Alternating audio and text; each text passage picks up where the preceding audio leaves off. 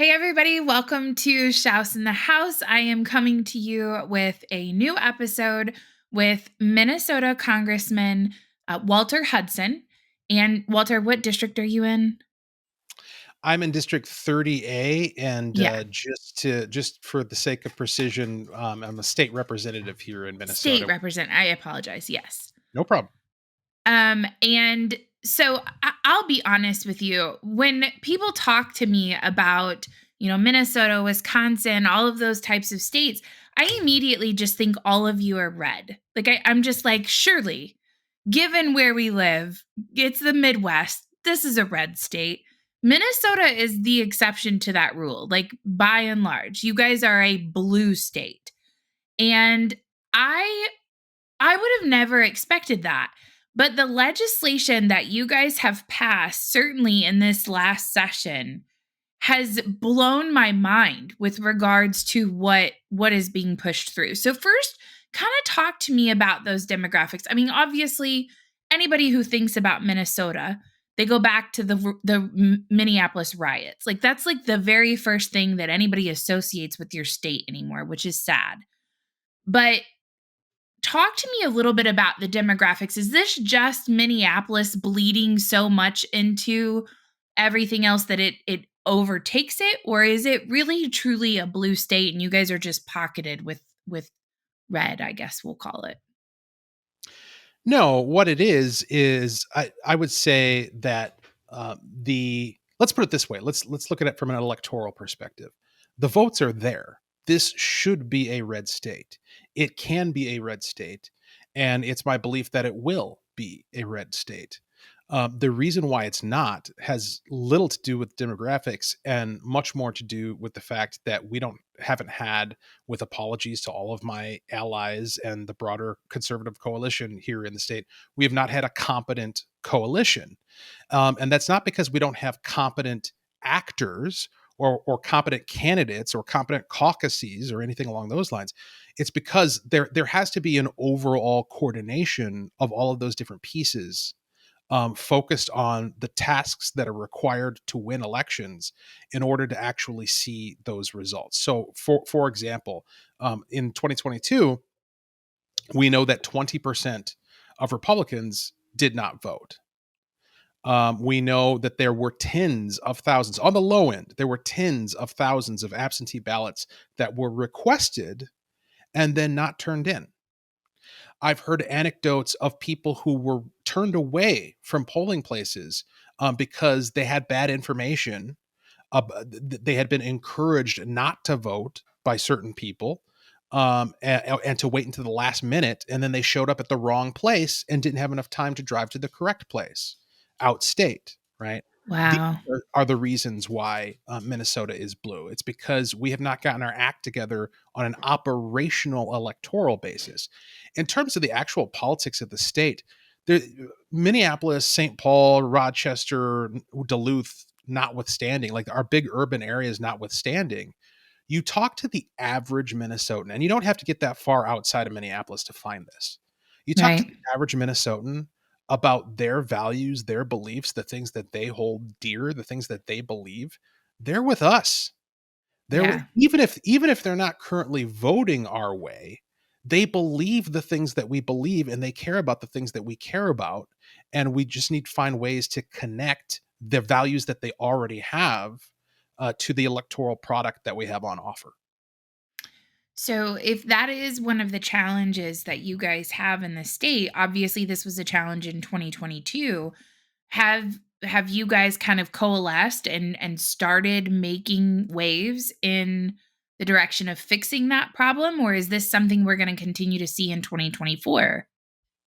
I'm deeply encouraged by the fact that every conversation that I've had, so taking you back to election night 2022, I got elected, right? Like I was running for state representative for the first time, my first state office election, and I won. You'd think I'd be ecstatic, I'd be thrilled, I'd be happy, I'd be celebrating. It was a miserable night because Ugh, I was looking at the broader context, right? We had lost everything in this state. We had a Democrat trifecta that was going to be on the rise. And indeed the results that we'll get into later of that trifecta have been horrific for the state and are going to cause it's going to cause a lot of damage right. for a good long time. I mean, it's going to take a long time to be able to unwind the damage that the Democrats are doing to this state. And so looking at that, it is a come to Jesus moment, perhaps literally, right? It's a moment that gets you to question, how did this happen? Because it certainly wasn't the expectation that we were going to Right. lose to the extent that we did. The expectation was quite the opposite. I mean, we were all but measuring the drapes for the House Yeah. majority here in the state of Minnesota. And by the way, the Democrats were expected to get their butts kicked because they should have, by Sure. every historical metric, by every trend that we know of conventionally in terms of politics. The situation with the economy, both in the state and nationally, and then Right. of course the public safety issues, Minneapolis burning down, which you referenced, all of these things suggest that Republicans should have done amazingly well in 2022. The Right. reason why we didn't, and so in that moment, I had to ask myself, and we all had to ask ourselves, how did this happen? And there are kind of guttural, emotional answers to that question of, well, they cheat, it was stolen, that whole narrative. But if you're willing to be honest in your self analysis and realize, gee, if there were tens of thousands of ballots that we should have had, that would have made the difference between having Keith Ellison as our attorney general or not, and we Right. just they were out there and we just didn't get them. If 20% of Republicans just didn't vote, then I'm not sure I want to hear about voter fraud. Not that that's not a problem, not that we shouldn't be concerned about election No, integrity. Of course sure. we should. But you can't do anything about that problem if you don't win. Yeah. And if you've got more than enough ballots out there that you can collect and uh, turn in, so that their capacity to engage in fraud is overwhelmed, well, then why wouldn't you do that? And you know how I know Right. that's the situation? I've got a colleague in the House, a Republican who was elected from up north in the Iron Range. He won in a recount by 15 votes. Holy 15. shit. Okay. So So all what that those tells times that me, people say my vote doesn't count, like yes. that's not true. Well, and what it also indicates very strongly, I would argue, is that whatever capacity the Democrats have to cheat is limited. You're There right. is a point past which they can't do it anymore, right? And Yeah. so if we go out and we get those ballots that we know are out there, we'll beat them in spite of what they're doing. And as soon as I realized all of that, which was very quickly after election night in 2022, my next thought was, people are going to kill me when I say this publicly. Like, if I go to my BPOU, which is what we call our local Republican operation organization here in Minnesota, I go to my local folks, my local Republicans, and I tell them, hey guys, we were wrong about elections. We need to start doing things the way the Democrats are doing them and go out there and get these ballots and get them banked early and engage in the early voting Right. and the absentee voting. If I tell them that, they're going to throw a bunch of tomatoes at me. They're going to be like, "You're a rhino. We need to get you out of there. You suck now." But I was willing to say it anyway because it's Right. true. And to me, what's true and what's correct and right trumps political concern, or at least it should. Every time. And Yeah. I'll be damned if people didn't just start nodding along and saying, "Yep, you're right. That's exactly what Yeah. we need to do." And that has been the reaction by virtually everyone, every audience, every group, every individual that I've talked to, with a couple of exceptions.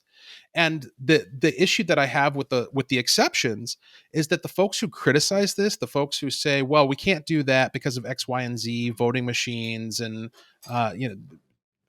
the tipping our hand in terms of how many ballots the Democrats need to come up with in order to win and what have you. They they make their case as to why it's not going to work. But what they Right. don't do is make a case as to what will work. Like, tell me Sure. what's going to work, Yeah. because and they don't have an answer to that question. Well, and it's kind of like, we sit and we talk about like the definition of insanity is doing the same thing over and over again and expecting different results. Like you're not getting people off the couch, certainly not in, what I would consider like off presidential elections. So those midterm elections, especially at a state level. So federally, you can still usually get some involvement or some interest, but at a state level, most people are not engaged enough in those midterm elections to really pay attention to who's running, and it's very unfortunate. It's like people are like, "Oh, well, there's no presidential election, so no big deal." It's Yeah. like it's a huge deal. I mean, another statistic that really, I think, sells this whole concept of we need to get on board with the new program is on election day, before the first live ballot was cast on election day, 50% of the ballots had already been turned in via early voting and Wow. absentee ballots and what have you. So you're telling me that your campaign operation is going to depend upon being able to prevail without taking advantage of you're going to just write off 50% of the people who are voting? It's no Right. wonder we lose, right? Like you Yeah. and this whole deal with, I don't trust it. Look, I don't trust it, right? I don't, Right. but it is what it is. This is the way it works.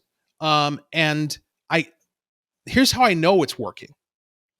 I know it's working because there is a complete disconnect between what people want and what they are getting.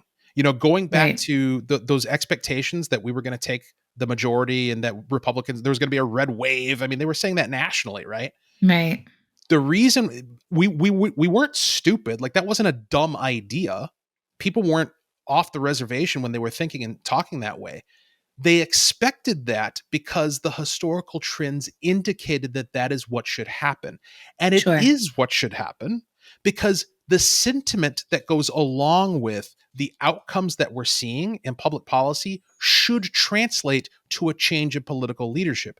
The reason why it doesn't and the reason why it hasn't is because there have been changes both to election administration with all this early voting stuff and Right. also legislative procedure in terms of how they go about the process of passing bills that has centralized the control. It's made it to where elections are no longer about votes, they're about ballots, right?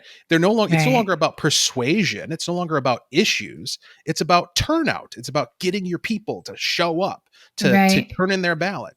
Um and what that means is it's no longer a contest of ideas. Ideas no longer matter. Sentiment no longer matters. The only thing that matters is the brute force of how many people you can get to sign a ballot and put it in a box somewhere. Right. And so, it's a kind of a chicken and the egg problem, right? Where we look at that, and we say, well, that's terrible. We need to change elections and we need to change the legislative process. Yes, of course we do. You know how we need to do that? The first thing we need to do is we need to win with the Right. rules as they are, and then we can change the way the process works to make it more responsive to the people. Sure. So let's go back to this. And I wasn't going in this direction, but I kind of want to now that you've mentioned it. Apathy. And I had a conversation with someone today, and it's like people really enjoy the ability to sit and complain, but they really don't want to take the action to change what their life looks like. And I'm talking across the board. This isn't just with voting.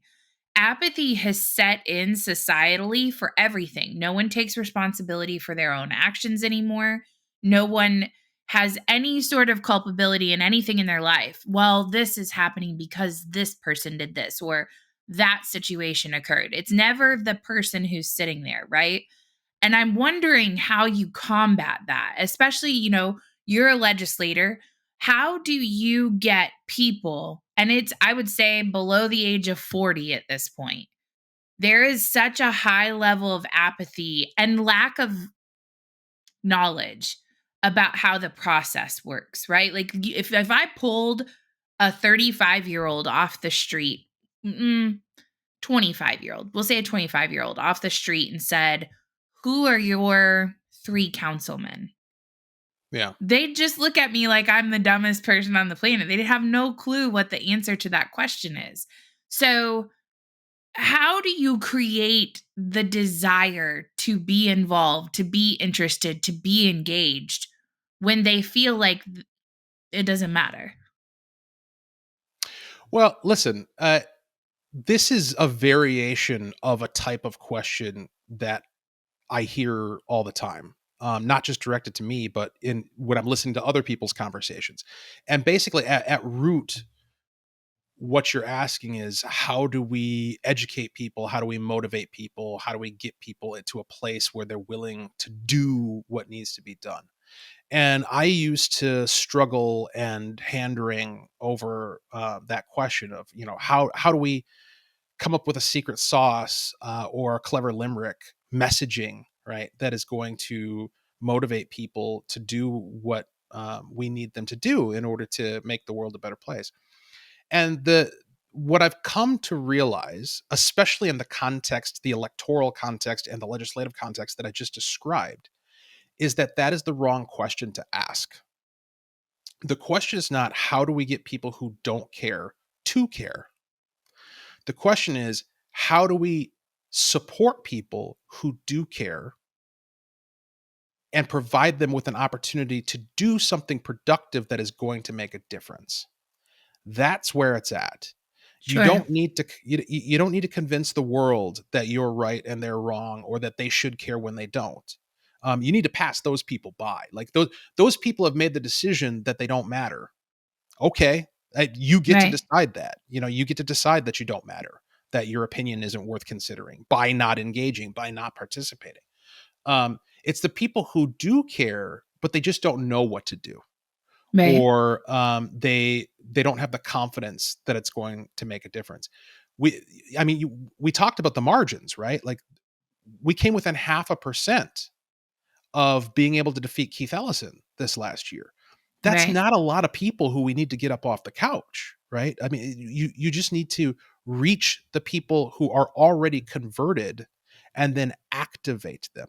Now, that's one part of the answer, right?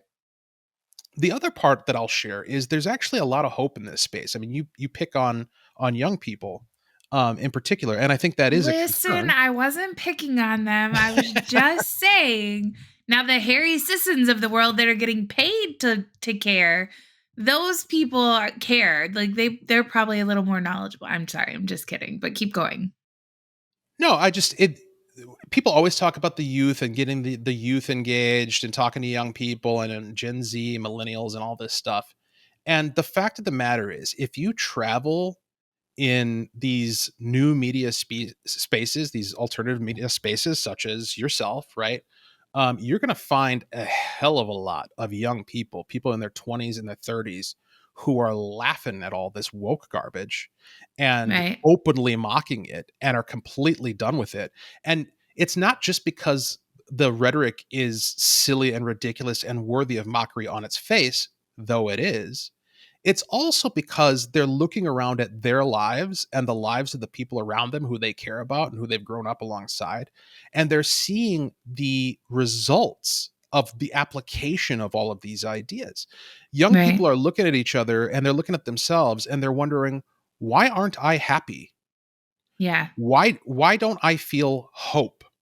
Why aren't I excited about what's going to come tomorrow, next week, next year? Why do I have all this debt?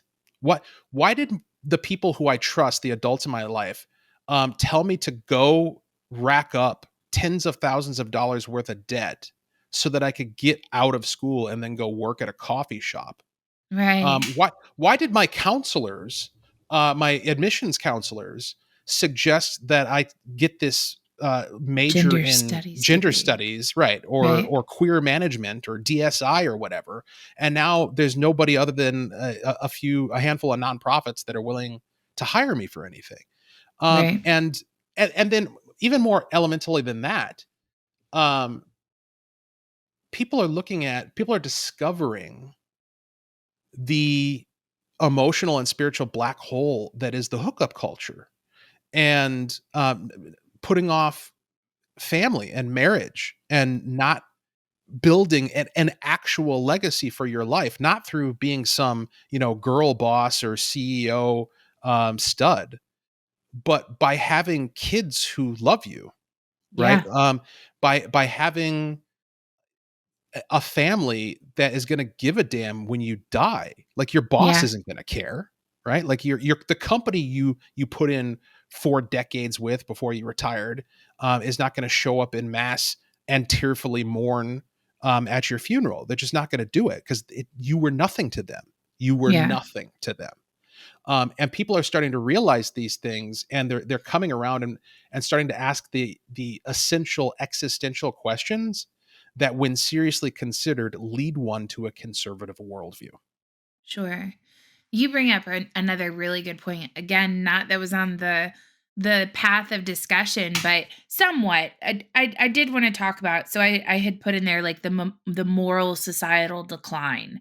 Like you're seeing, uh, man. It's funny. I put this on my timeline, but it popped up. Somebody liked it from a long couple months ago. But my daughter is 11 years old, and she's very obviously because of what I do with my podcast and stuff like that, she's very in tune with the world because I'm constantly talking about it and engaging with it. And she wanted one of her little girlfriends invited her to see the Barbie movie. And I had already expressed how much I was not a fan of the Barbie movie, and her seeing it and things like that. And she was standing at the refrigerator and she already knew, like, before she asked me what my reaction was going to be. And she looked at me, she goes, "Don't worry, mom. I still want to get married and have kids. I'm not going to turn into a feminist. I'll just laugh at the good parts." And it was like she recognizes that she's having imagery and ideas pressed upon her that are not healthy for her, as she gets older. And I talk about this, but uh, I wonder, like you and I having this conversation, we see eye to eye on this subject. And, many of the people that I surround myself, obviously, we have the same kind of idea. The nuclear family is the most important thing to the survival of this country. It is the 100% the world, in fact. And at every single turn it is being torn apart, whether it's the trans movement. I have gay friends, I'm not being disrespectful, but that whole LGBT world is an affront to the idea of a nuclear family. You have pure degeneracy, porn and OnlyFans, and I mean that's where you're telling your daughters that that's where you can go make your boss babe money. Go take your clothes off on the internet for $1 a pop. It's just like, can we come back from that? And so I know that you are a religious man. I've listened to a lot of your speeches in researching you. Um, I talk a lot about faith. I don't have it. I would love to. I want faith. I want to be that person. I'm not quite there yet, but like I understand it. And I wonder, societally, are we capable of coming back? Rome is falling. Can we rebuild it? And I don't know that we can at this point. So, Walter, tell me, do you think we've reached a breaking point where it's not salvageable and we should just start from scratch, let it collapse and start over? Or where do you think we're at societally with that? So, I mean, you bring up faith, both in reference to my own and your search for faith, but I don't think one needs to have. It certainly helps. It helps a lot to have a faith perspective, Sure. and I would argue specifically a Christian perspective. But all you have to do is look at history, look at the patterns, look at the trends. We've been through something called the Dark Ages, right? Like Rome fall, the barbarians were at the gates. This has all happened before. Right. The American More than Revolution, once. Yeah. yeah, yeah, way more than once. The American Revolution was a pinpoint of light in a time of darkness. Yeah. Yeah, we can definitely come back. The question is, how dark is it going to get before it does? And what's unique about our current situation as a species is our technology level, right? So we don't live in the same world that spawned the American Revolution. We don't live in the same world that gave us World War II. Like structurally, our institutions are different, but also technologically, we are all eyes are open to everything all the time. Right. 24/7 news cycle, we have access to more information than we have ever had at any point in the history of mankind, and it's not even close. Right. Even within the course of our own lifetimes, our access to information has gone off the charts. And it was just last year we got Chat GPT, which can with that one tool alone, you can walk through and become an expert on virtually any topic in a fraction of the amount of time that it would have taken you even 5 years ago, right? Sure. And so the reason why I bring up all that context is that it suggests the possibility that the speed at which the processes that lead to a liberty revolution, historically, that those processes could potentially be sped up just by virtue of the fact that people have access to so much more input and feedback and information than they have ever had before. It's not going to take as long to get people to process and realize and react to events that are happening in the world and the consequences of decisions that are being made in the world. You know what I heard? This whole Speaker of the House situation. Um, at one point, my own congressman, Tom Emmer, was nominated. He was lined up. He was Kudos to walking him away. though for his vote for I was really impressed with how he handled himself. I apologize. I didn't mean to interrupt you, but keep going. As was I. He was really close. And I forget who it was that I was talking to about him. And I know him, by the way. Not like we're not drinking buddies or anything, but we've known each other over the years. And he made a comment, or there was a comment that was attributed to him that I found deeply interesting. He said something to the effect, I'm paraphrasing, that it used to be what everybody thinks. It used to be that there was a good old boys club and that they would come and threaten you with, taking away your fundraising and taking away Sure. your committee assignments and all this stuff. That used to be the way things were. It's not that way anymore, and it can't be. You know why? Because all any given congressperson has to do is run to the nearest camera, run to the nearest microphone. And by the way, the nearest camera and the nearest microphone is in their pocket. All right. Right. And they've got an audience of tens of thousands ready and willing to share and transmit whatever it is that they have to say. And the more provocative, the better. So, in that environment, if you go up to a congressman and you say, you better vote the way we say, or we're going to X, Y, or Z, we're going to primary you, we're going to take away your committee assignment. 5 minutes later, that is going to be live streamed all across Yep. the internet, and you're going to reap the political consequences of doing so. And so that is an example of how technology and connectivity, and it's very popular, and a lot of people, including myself, talk negatively about the advances of technology and what it portends for the future, and all this is terrible, and we spend too much time on our screens and all this, and all of that is true. um, Right. but but there is an upside, right? And I think this is one of the upsides, is that we are when you're confronted with knowledge, when you see things with your own eyes, when you hear them with your own ears, you, whether or not you accept what you see and hear, you are being presented with the truth, and you're being presented with it in raw form, and that provides you with the opportunity to discern with more precision than our parents were able to, or our grandparents, or our great grandparents. And so Right.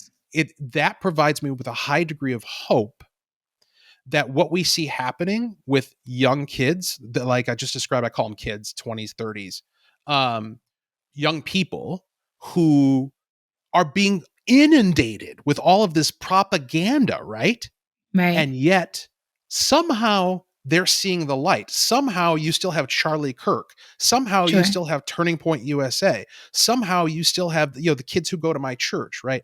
And people who I run into all the time, young people who get it, who understand.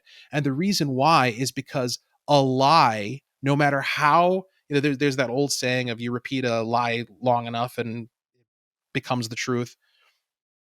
That may be true, but past a certain point, the boy who cried wolf principle starts to kick in.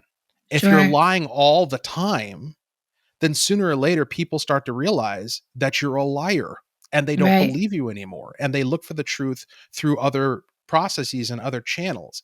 And so I feel as though um, the what's going to save us, if anything secular is going to save us, is rational self-interest. It's going to be Right. people looking at their own life and the lives of those of people who they care about and asking the question, how do we make this better?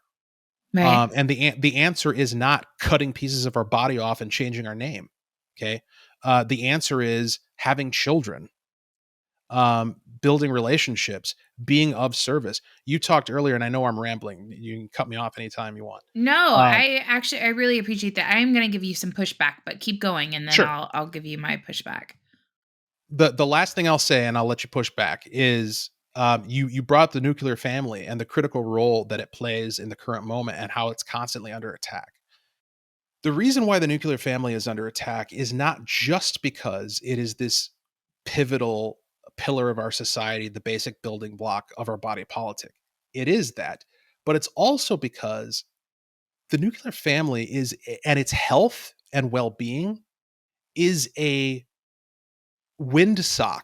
It is an indicator of how free we are as a culture. A free and prosperous nation is going to have big and vibrant families because they're going to be able to afford it and they're going to be able to support each other. There's going to be less crime because there's more positive relationships, right? Like a big vibrant family and big vibrant communities of people who are living free and living prosperously are not going to need mother government to come and save Right. them and father state to come and save them. And so the left recognizes that, if not intellectually for some of them, certainly intuitively, that the family cannot be allowed to stand because as the family persists and thrives, the state diminishes, and they can't have Correct. that. Yeah, of course not. Can't shrink it down. Your faith in uh technology and access to information. The only pushback that I'll provide, and this is where I'm going to give credit to our younger generation, right? They are able, their level of discernment is much stronger. They are much more critical and skeptical of what they see online because they have seen the boy who cried wolf, the media and things like that, right? But if we go over that 45-year-old threshold into the older generations, Walter, there are people who still believe that Donald Trump is president and that he's running the government with the military. There are people who still believe that he worked with Russia to affect the 2016 election. There are still people in this very moment in time that think that Hillary Clinton won the 2016 election fair and square. That and so I just, it makes me, and it's on both sides, right? They're fucking crazy. They see some, I'm sorry, I didn't mean to say a bad word, but they see some crazy story on the internet. These are the same people who in the coming of age of email that got their email that said, if you send this to 10 people in the next hour, you will have good luck and the Saudi prince will send you $50 million. And they believed it. They still believe it. They will still send the email if you send it to them right now. And so I while I do have hope in our younger generation for that level of discernment, it is lost upon the 45 to 80-year olds. Oh gosh, man, they should not have access to the internet. Like I'm starting to like when they get on Facebook and they see the next conspiracy theory that they believe, it just makes me nervous when I have a conversation with my mother who is 60 years old and she's like, "Did you know?" And I'm like, "No, mom, that's not real. That's fake. No, don't go on wish.com. Don't buy that. It's not real. It's not the same thing." So that's my only pushback is my faith is there for the younger generation. I don't know that it's there for the older one. Well, look, I mean, there have always been and always will be people who believe wildly incorrect things. I think what Right. the internet has done, I think a lot of our perception of how much worse the world has got as a result of technology, um, a lot of that perception is the same type of perception that you would gain from turning up the dimmer on your kitchen light, right? Like Right. the dirt was already there. Like, right? Yeah. Like everything was already messy. You just didn't see it before. Yeah. That what the technology has done is it's enabled us to have more exposure to the wackiest ideas that are floating Sure. around out there. And by the way, I think that the wacky ideas, they serve an essential discerning purpose, right? Like I you don't have to disagree with that. have. You're right on that. Yeah, I mean, you if you don't like people are that's goes to this whole censorship thing, which we don't need to go down that rabbit hole. But the whole idea that we need to go out there and we need to stop disinformation and misinformation. No, you No, I don't. don't think so. You if you need as much misinformation, quote unquote, as you could possibly get your hands on, because that is how you, by comparing and contrasting Right. That's and how you get to the discerning and truth. examining, that's how you get to the truth. If all you're Right. hearing is one official narrative, then you're not going to be able to tell whether it's true or false. And that, by the way, is the real reason why they want to get rid of quote unquote misinformation. Sure. Of course. Yeah. And it's funny, we crack jokes as Americans on countries like China and North Korea and their state medias. And it's like, oh, wait, we have that here too. Okay, so I'm gonna go. I know I've only got you for about 20 more minutes. So I want to talk about some of the legislation that has been passed in your state over the course of the last session. So earlier this year, and I'm just going to touch on this. I know this was kind of the last one, but I still want to talk about it. You guys passed a pretty, I say you guys, the state of Minnesota passed a pretty heavy gun legislature in April, or May I guess is when it was signed by the governor, but it's officially like your all's red flag laws and universal background checks. So you're starting to see this. It's like you're seeing two different worlds. You're seeing states like Minnesota, New York, California. You're starting to see this like grab. Illinois is probably the worst right now. It's crazy. Like we always hear about New York, and but Illinois is really really bad right now with what they're doing. Um, and I just kind of want to hear your position in light of right now. There's a mass shooter on a military base. I think before we got on here, they had just locked it down. So I there are organizations, and Ilhan Omar is a big one, and she's a mouthpiece out of the state of Minnesota. And you hear this gun grabbing type narrative. You should never have these weapons. You should never have these weapons. And it's like, what are you going to have left? Like if you're taking it away from all of the people to protect themselves, then the only people who have guns are the government and criminals. And sometimes I would equate those to the same thing, but not you're part of the government, so I want to be nice to you. No, um I don't think of myself that way, but I suppose it is No, technically true. sure. Yes. But talk to me a little bit about how that feels. Like you get into office, like you said, it was kind of disappointing the day that you got elected, and you're watching legislation like this get passed. So that's the first piece.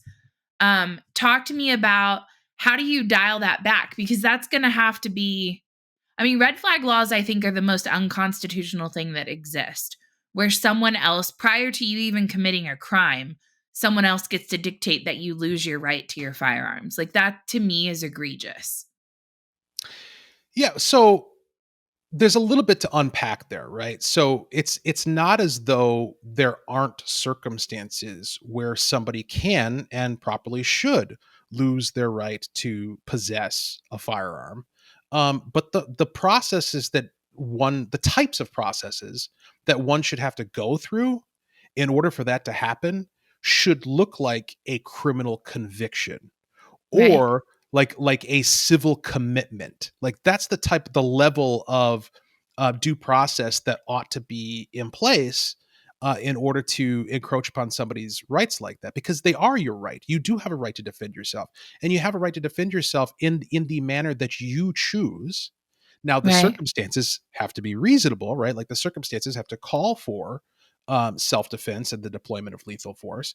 But what that lethal force looks like and what type of firearm you utilize to defend yourself in any given circumstance, there really shouldn't be some arbitrary upward limit as to how far you can go in order to be able to defend yourself.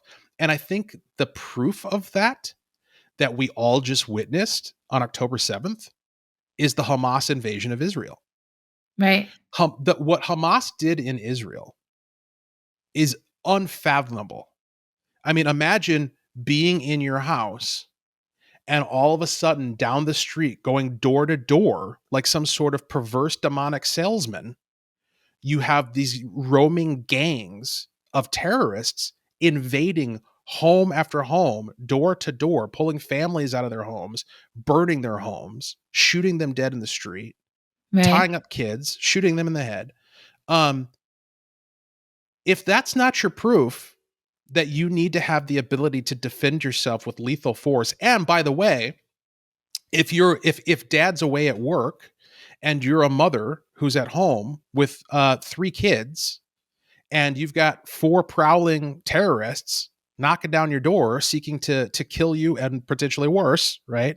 Right. Um, you probably need a fully automatic weapon, right? Like you probably need Yeah. something that you need a higher level of force than that which Sure. is being brought to bear against you. What you don't want is something proportional, right? Like you don't want to have a fair Sure. fight when you're fighting people who are trying to kill you. You want to be able to end the conflict decisively and finally, right? Right. Um, and so when you look at something like the red flag laws, and in particular the red flag law that they passed here in the state of Minnesota, it doesn't make any sense even on its own premises. So they would say things like, well, we need this in order to get guns out of the hands of somebody who is presenting an imminent threat of danger to themselves or others based upon the testimony of such and so and so.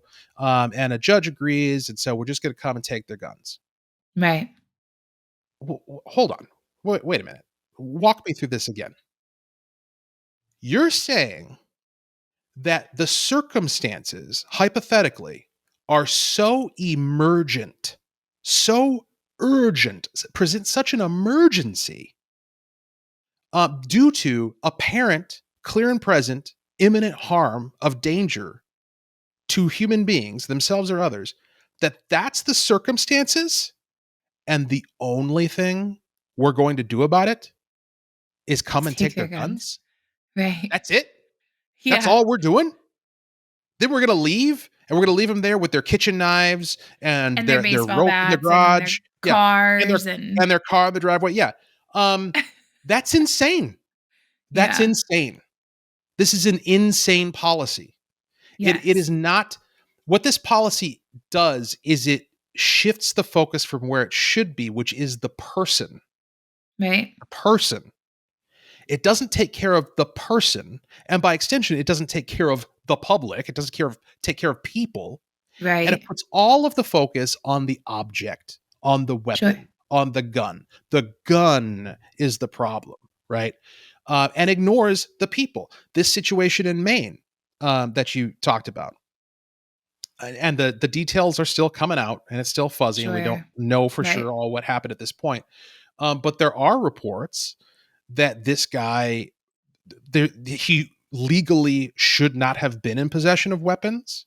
Correct. He had contact with medical health services and law enforcement previously. He was on the radar. So under the law as it currently exists, he shouldn't have had guns, and yet he did. I Right. guess we need more laws then to make it Oh even more god. illegal for him to not have weapons. Say it from your lips to every town USA's pens as they write their checks to the legislators.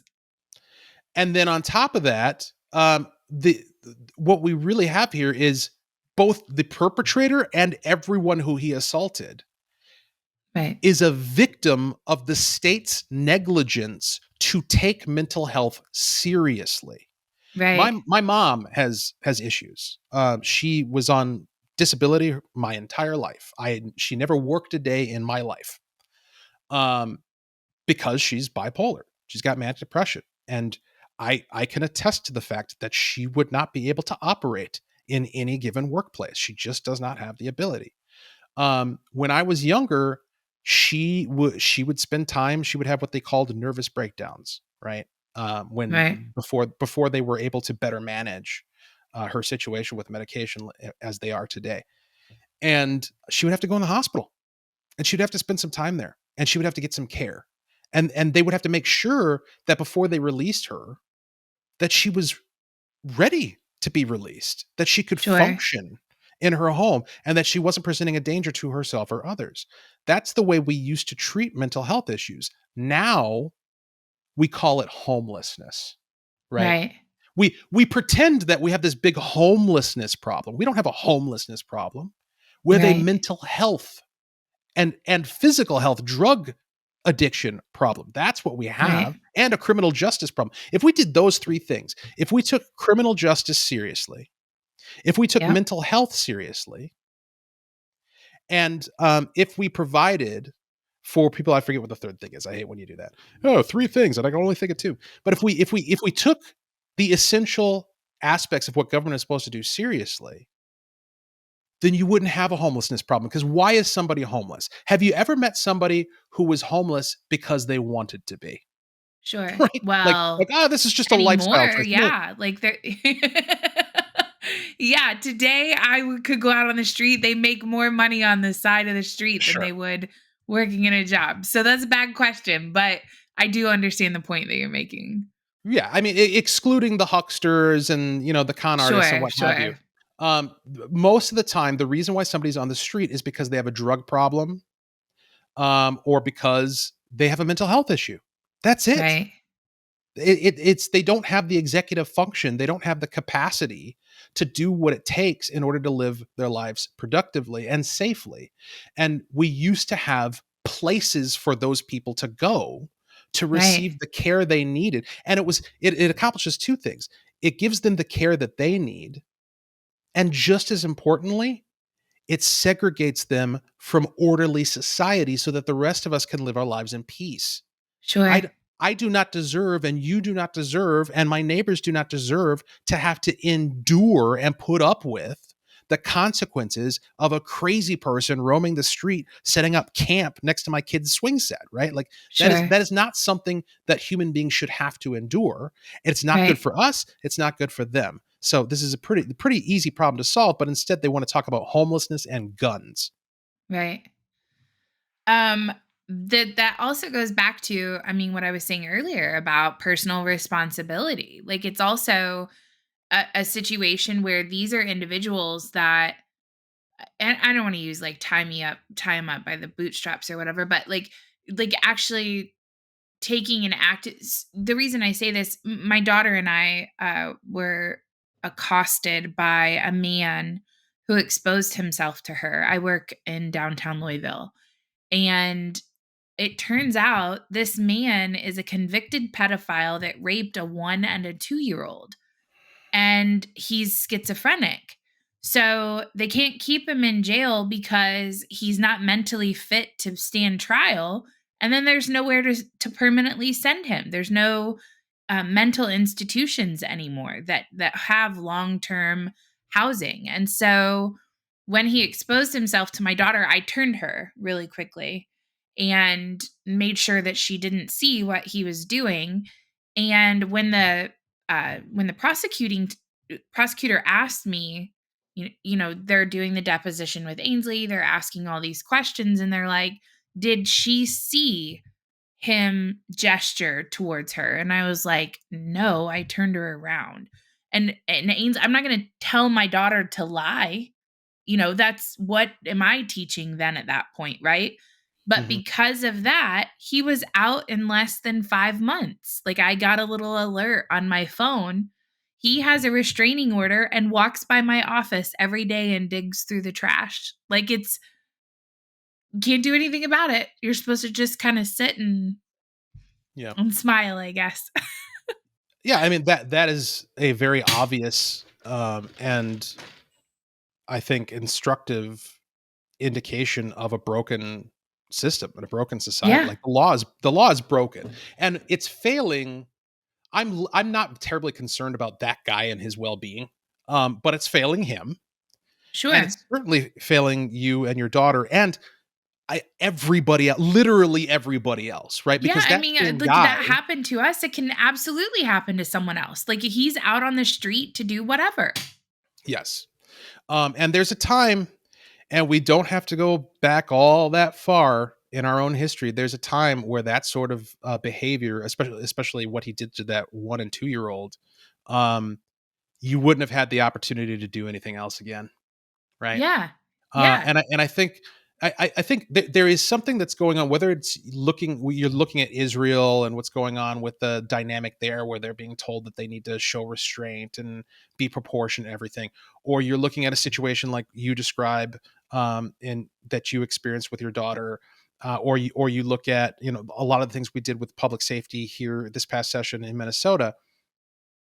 What you see is evil taking full advantage, and turning the good against itself. So Right.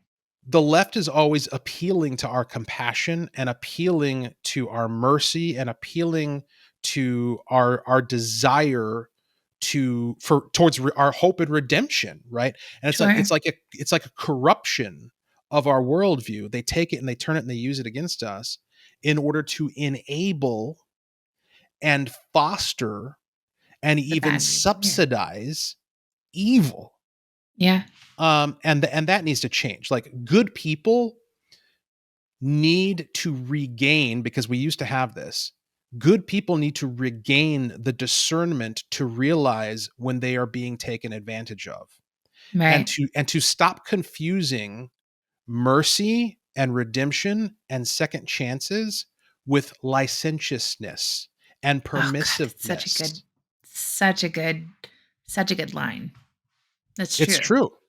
It's true, because mercy, it's funny. My pastor, one of my pastors, gave a sermon this past Sunday, and he talked about the mercy of God. And I won't get deep into the theology, but it was a fantastic message, where the point that he was making is that God wanted to show his creation, his children, how merciful he is, and he never would have been able to do that but for the presence of sin and his forgiveness of it through the sacrifice of his son, right? So the without the sin to be there to show us how bad we are, we would never have truly understood just how merciful he is for forgiving us in spite of how bad we are. Right. And what the point that I took away from that I thought was applicable to our political situation and our cultural situation is that, from a Christian perspective, mercy is not mutually exclusive from justice. Like, the mercy that the Christian receives in the Christian worldview and forgiveness of sin is not a permissive, it's fine, you did bad, it's okay, we'll let it go. That's not what it is. Right. It's, you did bad, and so now this guy, who happens to be the son of God, is going to suffer for it. He's going to pay Sure. the price that you should have paid. And so justice is still served. What the left has done and what the world has done is it has perverted, it has taken the Jesus part out of that equation and said, in order to be a good Christian, or in order to be a good Westerner, in order to be a good American, you need to have mercy and forgiveness without justice. Like, nobody Sure. should have to pay the price Right. for that sin, for what was done wrong. And that is a perversion. That is from the pit of hell. That is not the way it is supposed to work. Right. So true. Okay, next, to three things that I want to try to cram in the next 6 minutes. You guys have passed, and it's officially signed into law. Walt signed it into law. The trans refuge bill is how it was kind of coined. Um, and this kind of was like a multitude of things. It was kind of like an omnibus bill where they crammed a bunch of stuff into this, right? Okay. So is this as bad, and I don't know because I'm not in Minnesota, but is this as bad as the California legislation where it's kind of like it absolves or essentially cuts the parent out of the equation and allows the child to seek treatment without parental permission? Effectively, yes. That's Now kind of what I got the impression. the California and Washington, or is it Oregon? There's a couple crazy states out there that passed legislation similar to this. It might be worse in those other states, but only by a couple of degrees. Um, I've had it argued to me, and credibly argued to me, that this does in effect enable the state to take away custody from parents of children who are seeking quote unquote gender affirming care, which by the way, let's unpack that, right? Like I'm not a big fan of just copying and pasting the chosen language that the left likes to Yeah, use it's in. not gender affirming care. Like, we don't affirm any other mental health disease. When I go in with anorexia and I tell you that if I eat food, I'll die, you don't look at me and say, "Oh, okay, Heather, don't eat food then." Just, I think it would be, I'm going to affirm your disease and tell you that you should not eat food. And this is the only thing that we treat different, and I don't understand why.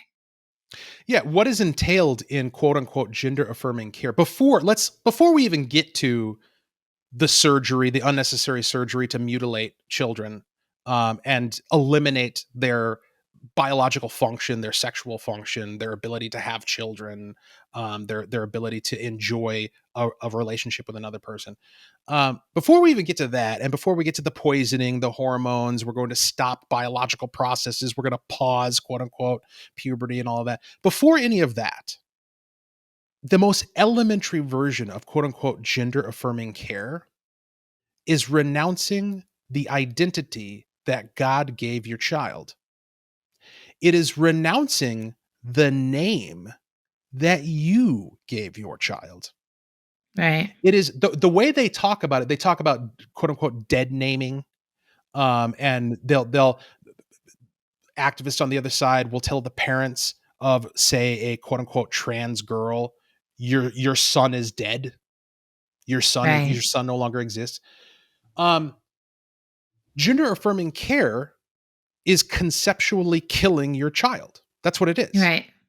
You kill them as a concept in your head, and then you engage in all sorts of physical and mental abuse to, as you point out with your great analogy, which I've used as well, to exacerbate and aggravate and make worse their disorder, their mental disorder that is harming them, that is preventing them from being able to peaceably enjoy their life as who they are. And the, Right. the most perverse part about it is that they do it in the quote unquote name of letting people live, be who they are and live as they are and what have you. Live your That's the truth, opposite. Walter. Live your truth. Yeah, your truth is what you are. That's your Right. truth. The simplest definition, I think, of a mental disorder or mental illness is the persistent inability to recognize and live according to what is true. Like Right. if you don't have the ability to recognize what's true and to make healthy decisions in light of that truth, you have some kind of mental illness. Like all the different various mental illnesses that we could describe are going to fit into that box of Sure. there's something about your perception to either think or act that is misaligned with reality and is therefore unhealthy and causing you problems and keeping you from being able to function. And this certainly falls under that. And it is It is criminal. They talk about the right and wrong side of history.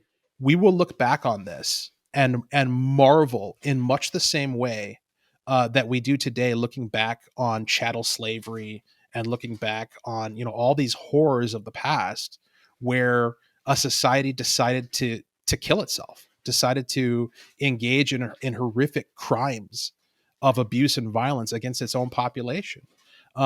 This is a phenomenon. You talked earlier about the nuclear family. The nuclear family is an expression, the most basic expression of life. It's the Right. result of life lived, life persisting, life being productive results in family, right? Right. What does this do? This destroys sexual function. This brings about death. This deforms. This cuts off entire uh, trees or limbs, branches from family trees. You take a Right. branch from a family tree that could have grown who knows how big and how long and had so many branches off of itself. You take that and you cut it off. You change its name. You prevent its ability to ever grow again. I mean, there are aspects of this, and we've never done anything like this before as a society. Never, never. Right. We have never done anything where we just decide that we're not going to have children, that we're going to kill a bunch of the ones that we do conceive, and that we're going to poison, mutilate, and abuse the ones that are born. That Right. is civilizational suicide. And that is Which why we are on the right side of history and they are not. That's why we are going to prevail and they are not, because they are right. literally killing themselves.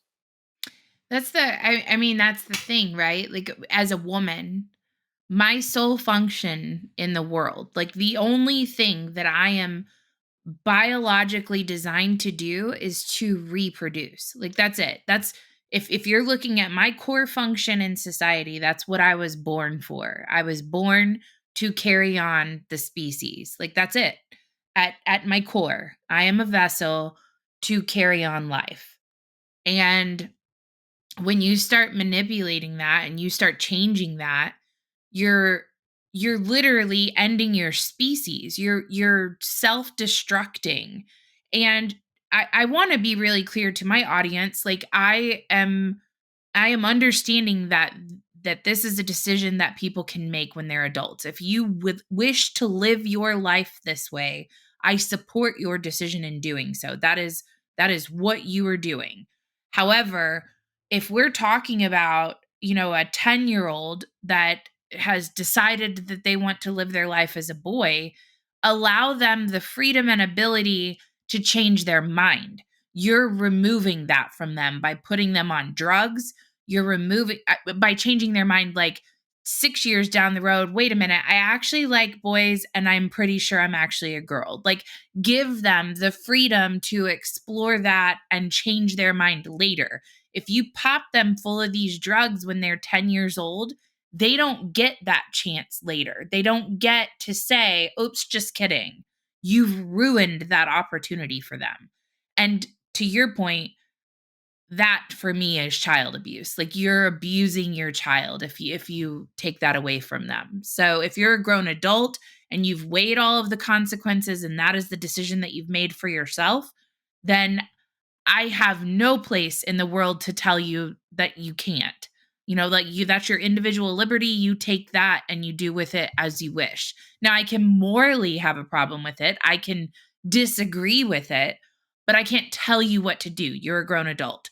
But I do have a problem when we're doing this to children. So that's just like my clarification for my audience, because I don't want them to be like, Heather hates trans people. Like, that's not where this is going. But okay. You did bring something else up though about killing our children. And I do want to touch on this because Minnesota's your repeal of it was in your omnibus health bill, which makes it even more the irony of the way that legislators word their legislation to be in essence the opposite of what it should actually do. You guys repealed your legislation for now. You allow not only abortion up to birth, but it removes the ability to save the life of an infant that survives an abortion. You have to go ahead and kill that baby too. So it's I that's awful, and it's the worst in the country. Yeah, so let me just clarify just to make sure that we're precise, because I don't want people coming back at you No, and and that's fair, saying, and if "You I lied," misrepresented something, please let me Um, know. no, but what I think what needs to be specified is that what the law does, it's the repeal of the Infant Born Alive Protection Act. And what the Correct. Infant Born Alive Protection Act did when it was law is it required caregivers to provide life-saving care in the event that you had an infant that was born as part of a botched abortion. So you had to actually provide the care that would rationally preserve the life of that child. With the removal of that language, they actually changed it. They didn't just remove it; they changed it. What they replaced it with was something like comfort care. I forget exactly precisely what the language is. But in other words, there's no longer the duty to try to save the child's life. They've perverted it into, give them a Tylenol, Right. metaphorically, right? Like try to keep the suffering down as they expire from neglect and exposure on a medical table. Sure. That's the situation. And it is like the end result is completely the same as actively killing them. It is an action you are taking, knowing what the result is going to be, with, I would say, very depraved disregard for the value of that life. But these are abortionists we're talking about after all, so they Sure. probably didn't have a lot of concern for human life to begin with. And yeah, it is the worst. Our abortion policy in the state of Minnesota currently is the worst abortion policy in the world, not just in the Yes. United States, certainly not Yes. just regionally. Like we are giving China and North Korea a run for their money in Right. terms of what you can do to the most innocent among us. And by the way, to our future. Like, again, going back to that concept of branches on a family tree, stars in the night sky that we're just allowing to blink out. Right. Um, and it's hard to talk about. It's It hard to talk is. about. It's hard to think about. And I think that's why a lot of people don't think about it or talk about it. Yeah. Because it's a dirty, dirty reality that is a huge stain on the soul of America generally and Minnesota in particular. And it's absolutely horrific. I feel as though that too is going to be something that at a certain point in the future generations are going to look back at and just shake their heads, same as we look at chattel slavery or Jim Crow, and go, how was a society ever willing to do that to its own children? Right. Yeah. Okay, so two more questions and then I promise I'll let you go. I'm 7 minutes over now. Um, so I'm going to give just a couple quick stats for audience purposes, but you already know this information. So in the state of Minnesota, immigrants, including refugees, comprise 9% of your workforce, 6% of your business owners, and 7.5% of your GDP. They own 11% of the businesses in the Twin Cities metropolitan area. The national quota was cut in 2016 to 50,000. I'm sorry, from 110,000 in 16 to 50,000 in 17, 45,000 in 18. Um, but you guys have a massive immigrant population per capita, the largest in the country. And so I'm just curious, as right now you see the conflict with Israel and Hamas, and Minnesota seems really willing to let communists into the country. Ilhan Omar is probably the biggest example. And I had a conversation actually with one of your constituents today. And I brought that up. I was like, well, her dad was, a general in uh communist regime that was overthrown by their own people. Like they got rid of them, and that's why she's a refugee, because they had to flee or they were going to be murdered. and because they were part of the problem, and then now she's a congresswoman, and he argued with, he's like, that can't be true, that's not real. And I'm like, look it up, bro. Like, how do you live in this state and you don't know this? So anyway, I'm curious if you see how you see like our foreign policy as a country right now, federally, is the most trash in my lifetime. I've never seen the United States look so weak, so inept, and so incapable of handling not just ourselves, but like our relationships worldwide. And so you're starting to see with Russia, you're starting to see with Israel and Hamas, and even your Hezbollah and all of that stuff. So are you guys seeing another influx coming in the state of Minnesota? And if so, I'm just curious how that has changed the culture in Minnesota. Like, has it changed for you guys? I mean, obviously, every state has its own kind of like nuance and culture, and then we as a nation do. So, has that changed that for you guys with having such a huge immigrant population? Yeah, I mean, you definitely are going to have an impact when you import large segments of a foreign population that has a completely different culture into your community and into your state. You're going to see impacts.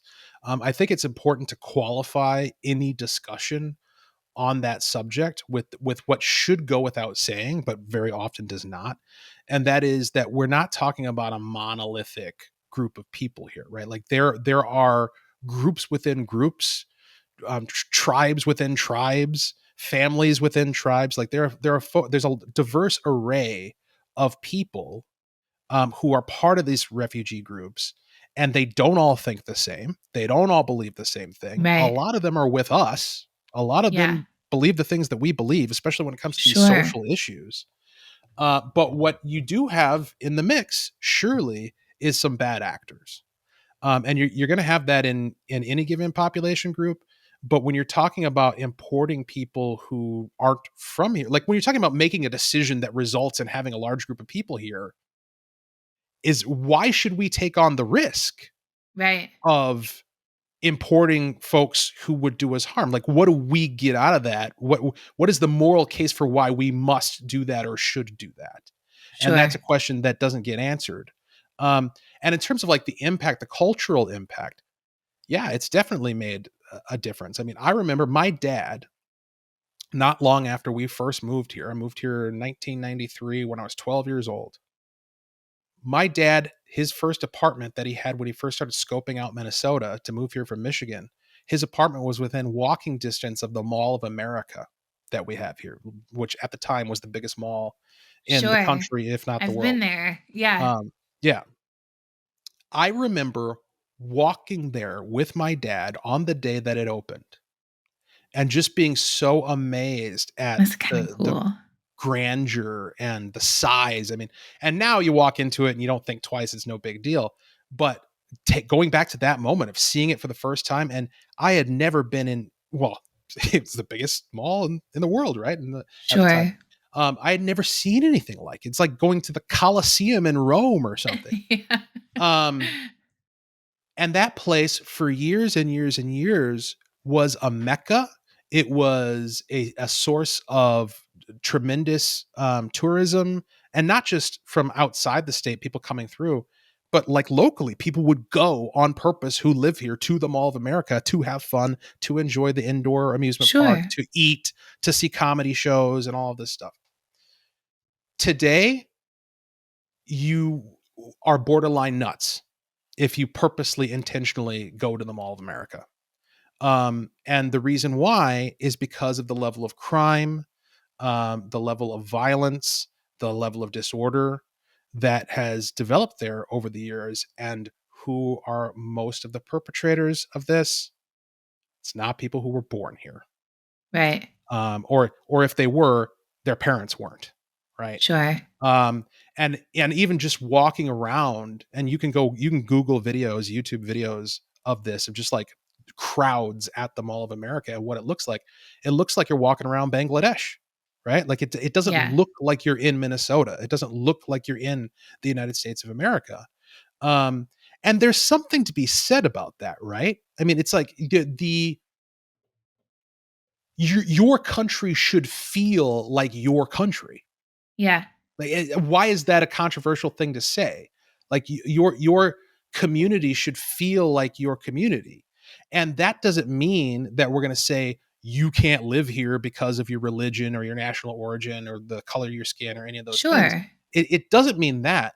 But what it does mean, what it should mean, is that when somebody decides that they're going to join our community, they're going to join our nation, they're going to become a resident, they're going to pursue citizenship, they should share our culture. They should want to become a Right. part of what we have going on. They shouldn't just be looking for an alternative to where they're at. They should Right. be looking specifically for what we have to offer and to be a part of it. And the problem with a lot of the things that we've seen emerge out of this imported community, and again, there's a lot of good. I mean, a lot of things you cited: percentage of GDP, percentage of businesses. That's good. That's productivity. That's excellent. But alongside it, you have unfortunately very tangible evidence of a phenomenon that a lot of us don't have the moral capacity to understand. And I'll try to unpack it and explain it to you here. I think one of the biggest mistakes that Westerners make, and Americans in particular, is that we assume, because of how we grew up and because of what we believe and because of all of the ideas that are part and parcel of our culture, our Judeo Christian traditions, and all of this, we assume that other people have our same values and look at the world the same way that we do and value things the same way that we do. It's Right. not true. And so we'll look at somebody like an Elon Omar, and we'll think, well, logically, she must care about the same things that I care about. And therefore, when you take her out of the cesspool that she came from and you place her here in the cornucopia of prosperity that is the United States of America, she's going to look at what we've got going on and she's going to be like, this is amazing. How did you guys do it? And how can I get on board? Right? How can I be a part of this wonderful engine of prosperity that you guys have crafted over here? We assume that that's going to be the reaction because that's what our reaction would be. Like, if we were Sure. down and out, if we were in a bad spot and somebody lifted us up and saved us and brought us to some place where we were free and could be prosperous and pursue our dreams, we would be grateful. We would get on Grateful. board. We would Sure. become part of it. But that's not how some of these people feel. A lot of them look at it and they have the exact opposite reaction. They look at what Right. we have and they say, damn you for having that. Damn Right. you for being what you are. How dare you do what you're doing and have what you have? How dare you be America?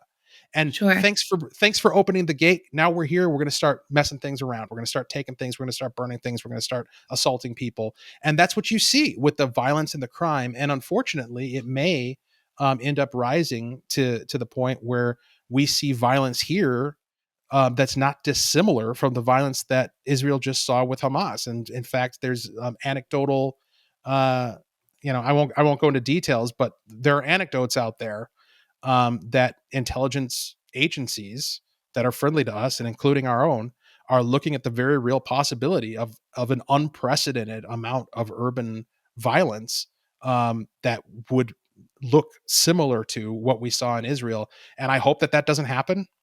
But we certainly, if it does, we're gonna know why.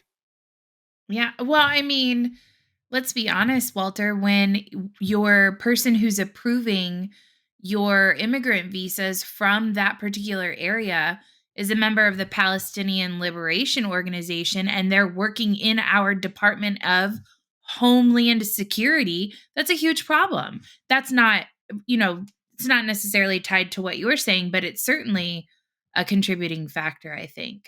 I have taken up way more of your time than I anticipated. So I sincerely apologize, but it was such a great conversation and I wanted to make sure I got to everything.